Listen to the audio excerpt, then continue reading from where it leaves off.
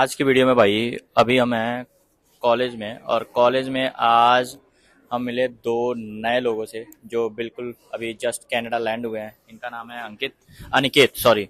और ये भाई तो बिल्कुल भाई इनका लेंगे आज हम लोग पूरा अच्छा क्वेश्चन पूछेंगे और देखते हैं कि इन लोगों का क्या रिस्पॉन्स रहता है उन सारे क्वेश्चनों का।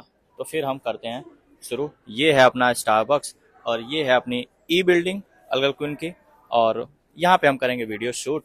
ये थोड़ा बहुत अपना सेटअप है। रेड बुल वगैरह पी लिया गया है। अब इसको हम करते हैं यहाँ पे सेट और बिल्कुल रॉ वीडियो जी आपके सामने पेश हो जाएगी। तो फिर देखते हैं जी। भाई आप सभी को राम राम। और लेट से वीडियो आ रही है मेरी, उसके लिए आप सभी से तहे दिल से माफी मांगता हूँ, क्योंकि कनाडा आने के बाद ना आपके पास समय की खिल्लत और पढ़ाई मैनेज करना बहुत मुश्किल होता है। बट अब कंटिन्यूअस उम्मीद करते हैं कि वीडियो आएगी। 200 जीबी की वीडियो मैंने रिकॉर्ड कर रखी है, बट मैं उसे एडिट करके डाल नहीं पा रहा हूँ टाइम से। आज की जो वीडियो है वो बहुत ज़्यादा इंपॉर्टेंट इसलिए है क्योंकि नए बच्चे इंडिया से कनाडा आना शुरू कर लिए हैं। आज मैं भाई से मिला, भाई अभी अपना इंट्रो देंगे, उसके बाद फिर मैं इनसे पूछूंगा ढेर सारे टफ क्वेश्चन। देखते हैं कि ये कैसे जवाब देते हैं। तो भाई कुछ अपने बारे में बताइए और अपना इंट्रो दीजिए, उसके बाद फिर हम शुरू करेंगे क्वेश्चन सेशन कि जो हेल्प करे नए बच्चे आ रहे हैं कनाडा से वो देख के क्या क्या चीज़ें आपसे सीख सकते हैं, क्योंकि आपने भी बहुत सारी मिस्टेक की होंगी कनाडा आने में। तो शुरू करिए अपने इंट्रो से और फिर करते हैं जी बातें। सब तो पहला तो राम राम जी सारे ने। मेरा नाम दीपक, मैं जींद हरियाणा से थोड़ा हूँ। तेज अगर बोलेंगे तो लोगों को सुनाई देगा, जी जी बुलंद आवाज में। जी, मेरा नाम दीपक है, मैं जींद हरियाणा से हूँ। मेरी कल ही की फ्लाइट थी, मैं कल ही लैंड हुआ हूँ कनाडा में। और एल्गोनकन ओटवा में मेरा कॉलेज है। बड़ा अच्छा कॉलेज है, मैंने सोचा नहीं था कि ऐसा कॉलेज होगा। मतलब एकदम मैं अभी पूरा एक्सप्लोर भी नहीं किया, इंटरेस्ट बन गया था थोड़े में ही, भैया ने एक्सप्लोर करवाया था। मतलब एक नंबर का कॉलेज है। पहले मैं ये सोच रहा था कि कॉलेज भी छोटा होगा, दोस्त बता रहे थे कि छोटे कॉलेज होते हैं बिल्कुल और बोरिंग माहौल होता है, लेकिन यहाँ पे मतलब एक नंबर का मजा आ गया बिल्कुल। अभी तो भाई इनको हमने कॉलेज का बस एक पार्ट घुमाया है। अभी हमें ई बिल्डिंग में हमारी टोटल आई थिंक जेड तक है, A to Z तक की पूरी बिल्डिंगें हैं। बट हमने अभी तक इनको A B C D E बस 5 बिल्डिंगें घुमाई हैं और अभी हम लोग ई बिल्डिंग में हम वीडियो रिकॉर्ड कर रहे हैं। तो भाई आप एक चीज़ बताएं, जब आप इंडिया में थे हाँ।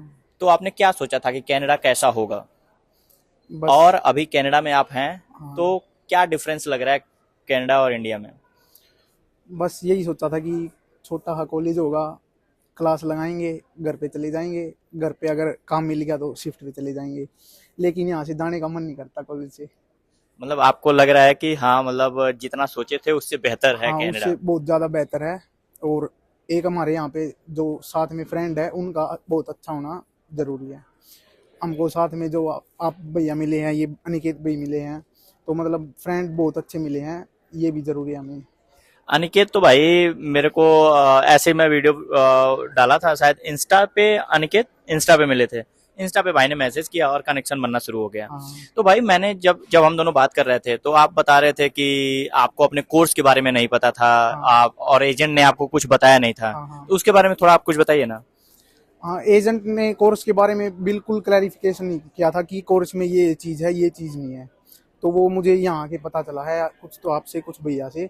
तो ये भी मैंने बहुत ज़्यादा बहुत बड़ी मिस्टेक किया कि अच्छी तरह से उनसे भी नहीं पूछा और उन्होंने बताया भी नहीं। मुझे इस चीज़ का ज्ञान नहीं था, मैंने 12th ही कर रखी है, कॉलेज वगैरह मैं गया नहीं हूँ, तो मुझे इस चीज़ का पता नहीं था। इसलिए तो उनका फ़र्ज़ बनता था कि उन्होंने सब कुछ बताना था, नॉन कोप और कोप का सब कुछ बताना था, उन्होंने बताया नहीं मुझे। भाई ये बात भाई का ये है कि भाई जब स्टडी परमिट और वर्क परमिट जब ये इमिग्रेशन ऑफिसर से ले रहा था तो भाई को ये नहीं पता था कि कोऑप प्रोग्राम है या नॉन कोऑप है। जब क्वेश्चन ऑफिसर्स ने पूछना शुरू किया तो भाई बिल्कुल ब्लैंक था और इसको नहीं पता था कोई भी चीज़। इस सिनेरियो में कभी कभी ऐसा होता है कि ऑफिसर्स ज़्यादा क्वेश्चन पूछने लगते हैं और उस केस में आपको रिजेक्शन भी मिल सकती है। तो इसलिए आप पूरा ही टोटल डिपेंडेंसी अपनी ना बनाएं किसी भी एजेंट पे, क्योंकि एजेंट को मिलता है मोटा पैसा कॉलेज से। तो इसीलिए अपनी रिसर्च खुद करें और एजेंट से पूरे क्वेश्चन पूछें कि आप कौन से कोर्स में इनरोल हो रहे हैं और कौन कौन सा कोर्स कितने महीने का है, कोऑप है कि नहीं है, वो सारी डिटेल, पूरे सब्जेक्ट कौन कौन से हैं वो सारी डिटेल आप लेके आइए। और फिर ही आप अब जब आप आ रहे हैं कनाडा, तो उससे पहले आपको अपने कोर्स के बारे में पता होना चाहिए। और भाई दूसरी चीज कि अभी कि 2 दिन हुए हैं आपको हाँ, कनाडा बस आए कल हुए, ही आया हूँ भैया। तो क्या डिफरेंस लग रहा है इंडिया से और यहाँ पे? जैसे इंडिया में आप थे तो क्या चीजें इंडिया से अलग है यहाँ पे, और क्यों कनाडा आपको बेहतर लग रहा है? डिफरेंस तो इंडिया एक अलग चीज़ है भैया, कनाडा एक अलग चीज़ है। इंडिया भी ठीक है, कनाडा में जैसे रूल वगैरह है और माहौल है जो फ्रेंडली है लोगों का। वहाँ पे साथ में निकलते हैं तो बोलते भी नहीं है, यहाँ पे अगर किसी को नहीं जानते तो भी बोल के जाता है। मतलब फ्रेंडली माहौल भी है और ठंड भी बहुत ज़्यादा है फिलहाल तो। आप जनवरी में आए हैं तो ये हाँ ठंड तो है। कनाडा इसी के लिए भी, इसलिए भी जाना जाता है कि यहाँ हाँ की ठंड बहुत ही ज्यादा हार्श है, और हाँ इस चीज को एक्सेप्ट करना पड़ेगा। बिल्कुल भैया। जैसे इंडिया की आपने बात की, इंडिया पे आप अगर किसी को नहीं जानते हैं तो हाँ आप हाँ हाय अगर बोल देते हैं तो सामने वाला में भी ऑफेंड हो जाए। हाँ यहाँ हाँ पे अगर नहीं जानते हैं तो वो इस तरह से मिलता है जैसे आप बहुत पहले से आप हाँ उसको पहले जानते से हैं, जानते हैं उसको। रिस्पेक्ट करते हाँ हैं रिस्पेक्ट। लोगों की यहाँ पे बिल्कुल। लोग, आपने नोटिस किया होगा। हाँ भैया तो बिल्कुल। ये डिफरेंस है। थोड़ी साफ सफाई भी यहाँ पे हाँ बेहतर हाँ है, हाँ आप कूड़ा कहीं भी नहीं डाल सकते, ये सारी चीजें हैं। हाँ। और उसके साथ साथ ट्रैफिक वगैरह के रूल है जो बसेस फॉलो होते हैं वगैरह है, प्रॉपर। हाँ टाइम पे बिल्कुल। ट्रांसपोर्ट भी बहुत अच्छा है यहाँ का, कोई भी दिक्कत नहीं आती है। इंडिया वाला सीन नहीं है कि 1 घंटे बस का इंतजार करो और फिर हाँ वो हाँ जाएगी। बिल्कुल, 5-5 मिनट में बस आती है, 5 से भी पहले ही आ जाती है बल्कि। अगर अगर 5 मिनट से लेट हो जाती है, अगर 3 मिनट, तो लोग कहते हैं बस लेट हो गई और वो हाँ ब्लेम हाँ करना शुरू हाँ कर देते हैं ब्लेम। यहाँ पे। बिल्कुल। इंडिया में 5 मिनट तो मतलब मान्य ही नहीं है, मान्य मतलब नहीं इंडिया है। में टाइम की वैल्यू नहीं है, यहाँ हाँ पे लोगों हाँ की टाइम की टाइम की वैल्यू है। वैल्यू बिल्कुल बहुत ज्यादा वैल्यू है। ओके, थोड़ा हाँ। आप एक्सपीरियंस बताइए, जब आप इमिग्रेशन में थे तो उस टाइम पे आपके दिमाग में क्या चल रहा था? इमिग्रेशन का मुझे बिल्कुल भी पता नहीं था कि कैसे इमिग्रेशन होती है, क्या होता है, क्योंकि मुझे एजेंट ने बताया नहीं था बिल्कुल भी। मुझे ये तक नहीं बताया था एजेंट ने कि इमिग्रेशन में आपको स्टडी परमिट, वर्क परमिट मिलेगा। वो भी फ्लाइट में एक भाई का मैसेज आया था मेरे पास, वो पहले से ही कनाडा में है, कि इमिग्रेशन से स्टडी परमिट उठा लियो। तो फिर मैंने पूछा उससे कि इमिग्रेशन में मिलेगा, वो बोला हाँ इमिग्रेशन में मिलेगा। उसने ये नहीं बताया कि वर्क परमिट भी मिलेगा। फिर अनिकेत भैया से पूछा था, अनिकेत भैया बोले कि मेरे को तो मिला था, तेरे कोर्स का मुझे पता नहीं है। तो मैं कहा ठीक है। कोप का, नॉन कोप का मुझे बिल्कुल ही नहीं पता था कि कोप मेरे प्रोग्राम में है या नहीं है। तो फिर मैं इमिग्रेशन में आया, पहले तो लाइन थी, बहुत लंबी लाइन में खड़े रहे। उसके बाद फिर इमिग्रेशन होने लगी। इमिग्रेशन वालों ने मुझसे पूछा कि आपका प्रोग्राम में कोप है या नहीं है। तो मैंने वैसे ही, पता तो था नहीं, मैंने झूठ में बोल दिया कि हाँ है। तो फिर वो बोले ठीक है। तो फिर उन्होंने पूछा कि अब आपको क्या चाहिए, स्टडी परमिट चाहिए और वर्क परमिट चाहिए। उसमें भी मैंने हाँ ही बोला। अगर स्टडी बोलता तो फिर वर्क नहीं नहीं मिलता मिला। मुझे। हाँ। तो मेरे को ये था कि वर्क भी लेना आया, अगर कोप है या नहीं है उसका कोई मैटर नहीं है। तो मैंने हाँ बोल दिया। फिर वो बोले ठीक है वेट करो। फिर उन्होंने डॉक्यूमेंट वगैरह देखे, 1-2 क्वेश्चन पूछे थे। फिर वो बोले कि आप लेट हो थोड़े से, वैसे तो मेरी क्लास 8 से थी, लेकिन मैं 18 तारीख को आया हूँ, कल ही रात की फ़्लाइट थी मेरी एयर फ्रांस की। तो वो बोले आप थोड़ा लेट हो। तो मैंने बता दिया कि पासपोर्ट मुझे लेट मिला था, थोड़ा स्टैम्प हो गए। फिर मेरे पास एक मेल थी कॉलेज वालों की, कि कॉलेज वालों ने ये रिप्लाई किया था कि आप 19 तारीख तक आ सकते हैं। तो वो भी दिखाया, वो भी उन्होंने, इमिग्रेशन वालों ने कहा कि आपके पास ये है तो अच्छी बात है कि आप ये ईमेल लेके आए प्रिंट आउट निकलवा के, कि कॉलेज वालों ने वो किया, आपको क्लैरिफाई दे दिया अच्छी तरह। ठीक है जी। हाँ तो ये भी अच्छी बात थी, लेकिन मुझे इमिग्रेशन का बिल्कुल वो नहीं था, डर भी लग रहा था कि क्या होगा क्या नहीं।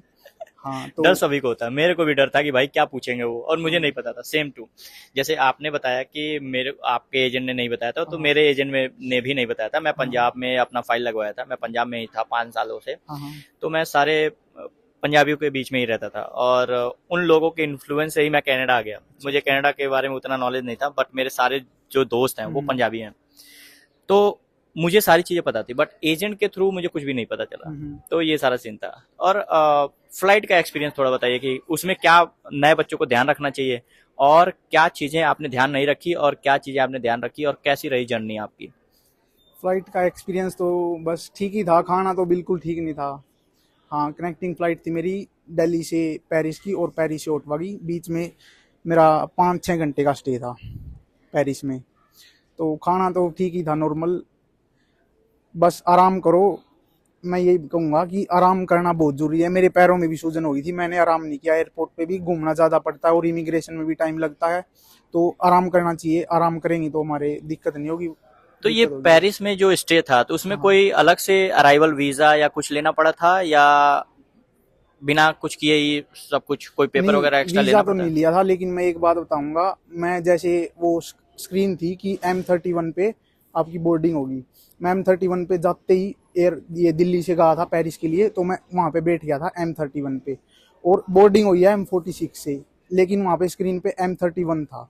तो मैं वहाँ पे बैठा रहा 1 घंटे पहले बोर्डिंग होने से। मैंने वैसे ही पूछ लिया वहाँ से कि ये बोर्डिंग यहीं से होगी, तो उन्होंने बताया कि यहीं से नहीं होगी, और होनी थी वो वहीं से, वो एक्सचेंज कर दी थी उनने। तो इस चीज़ का भी ध्यान रखिए, एक जगह बैठे ना रहे, पूछ ले बोर्डिंग पास दिखा के कहीं भी किसी से भी। तो फिर मैं वहाँ पे दूसरी जगह भेजा उन्होंने M46 पे, वहाँ से मेरी बोर्डिंग हुई। मैं बिल्कुल थोड़ा लेट भी हो गया था, अगर मैं वहीं बैठा रहता तो मेरी फ्लाइट भी मिस हो जाती। तो इस चीज़ का ध्यान रखें।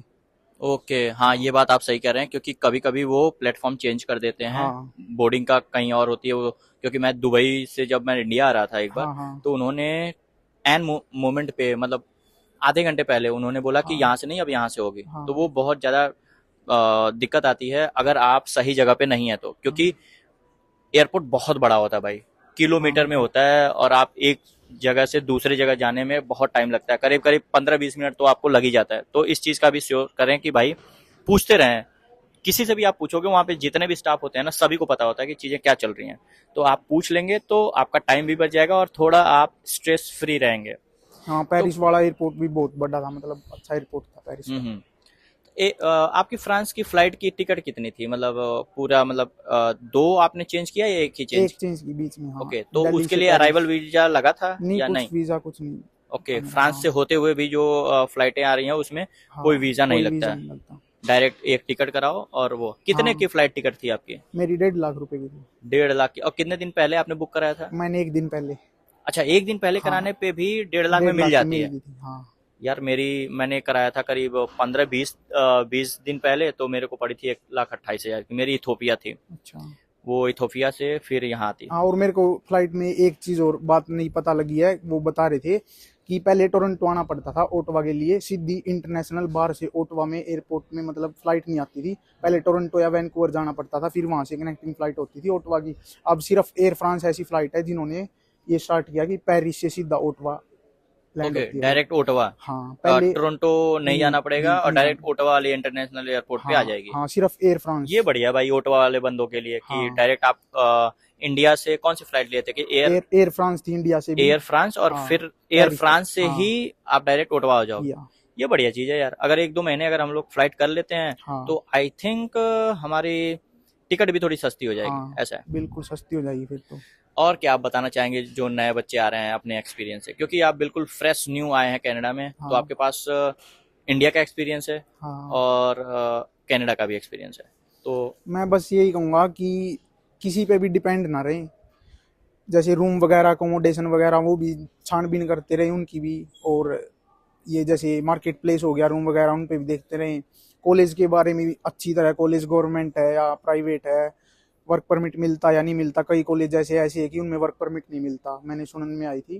तो मतलब अच्छी तरह बिल्कुल रिसर्च करें। रिसर्च करें सभी चीज़ों के बारे में, फ्रेंड्स है उनसे पूछें। एजेंट पे तो बिल्कुल ही डिपेंड ना रहें, एजेंट पे तो बिल्कुल ही नहीं रहें। हाँ, एजेंट मतलब फ्रॉड, बिल्कुल। और वो सही भी है। हाँ, 1 मिनट भाई, देखा जाए ऑडियो ऑडियो चल रही है कि नहीं, सब कुछ।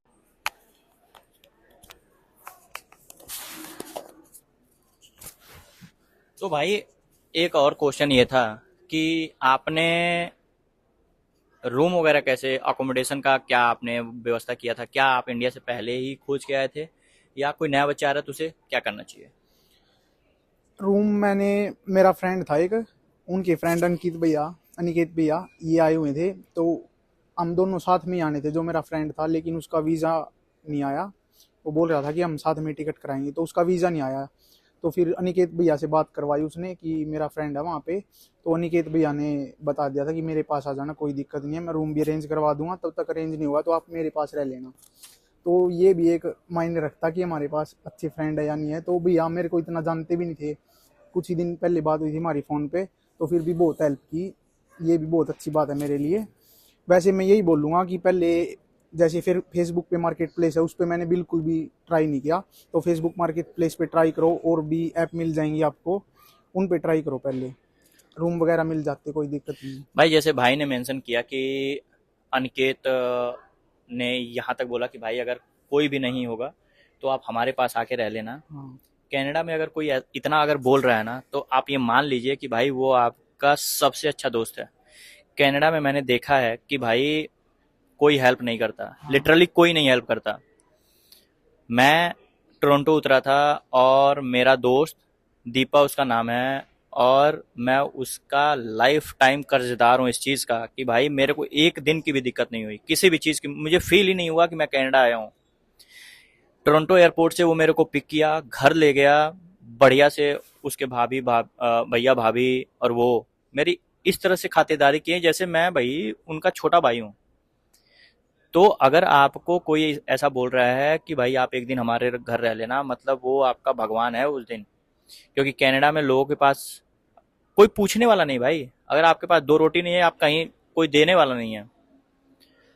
तो ऐसे दोस्त होने बहुत ज़रूरी हैं। और जैसे भाई ने बताया कि अकोमोडेशन आप पहले से ही आप सेट करके आओ इंडिया से, लेकिन हाँ पेमेंट आप ना करना। हाँ, मेरी पेमेंट वाला बहुत ज्यादा वो होता है यहाँ पे फ्रॉड, कि पहले पेमेंट कर देते हैं उसके बाद वो मिलता नहीं है।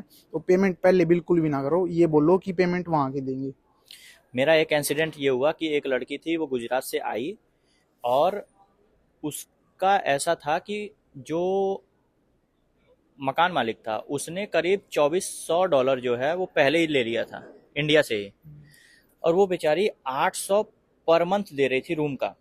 शेयरिंग का मैं रेट अगर मैं आपको बता दूं तो वो है मैक्स टू मैक्स 500 जाएगा। अभी मेरा जो रेंट है वो 412 है। भाई को अभी एक जो नया रूम मिला है वो 375 है। 375। 375 है, हाँ, including utility excluding? Including. Including utility. अब सोचो वो लड़की कम से कम डबल पैसे दे रही है, लेकिन वो कुछ नहीं कर सकती क्योंकि वो भाई वो पूरे अपने खानदान से पहली लड़की है जो घर से बाहर गई है। पेरेंट्स का भी कंसर्न होता है। तो ये चीजें हैं। तो ये आपने अच्छी बात बताई। और भाई एक हम्बल रिक्वेस्ट है आप सभी से, जो कनाडा में हो अगर आप वीडियो देख रहे हो, और जो इंडिया में हो। भाई अगर आप कनाडा में हैं तो प्लीज, अगर आपके पास एक लोगों को रखने की भी अगर स्पेस है ना, एक दिन 2 दिन 3 दिन, अगर आप किसी रैंडम बंदे को भी, किसी भी इंडियन को आप अगर रख लेते हो, तो भाई बहुत ज्यादा एहसान हो जाएगा आपका उस बंदे के ऊपर। क्योंकि यहाँ पे एक दिन का जो रेंट है, एक दिन अगर आप एयरबीएनबी करते हो तो वो करीब 100 से लेके $120 लगता है पर डे का। और हम इंडियंस को पता है कि भाई इतना देना बहुत मुश्किल काम होता है। तो किसी भी इंटरनेशनल स्टूडेंट के लिए आप एक भगवान जैसे हो जाएंगे अगर आप एक दिन या 2 दिन उसको रख लेते हैं तो। और भाई मैं अभी तक सभी को रखते आया हूँ, बट मैं आज ऑफिशियली यूट्यूब चैनल पे ये बोलने जा रहा हूँ कि भाई किसी भी इनटेक में अगर आप ओटावा आ रहे हैं, और लेकिन एक और चीज़ है कि मैं भी जहाँ घर पे रहता हूँ वहाँ पे एक लिमिटेड स्पेस ही है। तो मैं हर सेमेस्टर जो है किसी भी बंदे को मैक्स टू मैक्स 2 से 3 दिन या मैक्स टू मैक्स 1 हफ्ते तक ही रख सकता हूँ। तो कभी भी अगर कोई भी इंटरनेशनल बंदा आ रहा है तो आप एक बार मुझे मैसेज करें। अगर मेरे पास उस टाइम किसी और बंदे को मैंने नहीं रखा होगा, अगर मेरे पास स्पेस होगी तो मैं आपकी हेल्प जरूर करूंगा। बाकी ये हेल्प करते करते मैं अपने घर वालों जो हमारे साथ रहते हैं उनसे लड़ाई भी हो जाती है कि भाई तुम जिसको नहीं जानते हो उसको भी लेके आ रहे हो। यार भाई मेरे लिए सारे बराबर हैं। सच में बता रहा हूँ कि अगर आप कहीं से भी हैं, बस आप इंडिया से हैं, कहीं भी किसी भी स्टेट से हैं, कोई भी लैंग्वेज आप बोलते हो, मैं रख लूंगा। क्योंकि आप कनाडा में अकेले हैं, और आज नहीं तो कल आप भी उस काबिल हो ही जाएंगे। लेकिन स्टार्टिंग में तो मैं हेल्प सभी की कर देता हूँ। पिछली बार मैंने जिस लड़की को रखा था वो घर पे, उसमें ये हुआ कि मेरे घर वाले जो हैं वो कहें कि नहीं इसको नहीं रखना है, इसको ना आप जानते हैं ना मैं जानता हूँ। हाँ, बट मैंने इसलिए रख लिया क्योंकि वो $120 दे रही थी। हाँ, हाँ, और मेरा एक दोस्त था वो गुजरात से है, उसने मेरे को फ़ोन किया, प्रिंस भाई एक स्पेस की ज़रूरत है, उस लड़की को आप रख लीजिए क्योंकि वो $120 दे रही है। तो मैंने रख लिया। लेकिन मेरे घर वाले मेरे से ही लड़ाई कर बैठे। तो तो आप लोग भी, जैसे आप नए हैं लेकिन इन हाँ, फ्यूचर जब भी मौका मिले हाँ, बिल्कुल। आप जरूर हेल्प कीजिएगा। ऐसे बताते हैं भैया, जैसे मेरी दादी बताती थी, अगर हम कहीं बाहर, मतलब विदेश की बता दें कि बाहर जाएं विदेश में, तो 3 बंदों को कभी नहीं बोलना चाहिए। एक जो हमें एयरपोर्ट पे लेने आए, एक जो हमें जो रात को सोने के लिए जगह देता, और एक जो हमें काम दिलाता। और यही 3 चीजें जरूरी होती है हमारे लिए, बिल्कुल।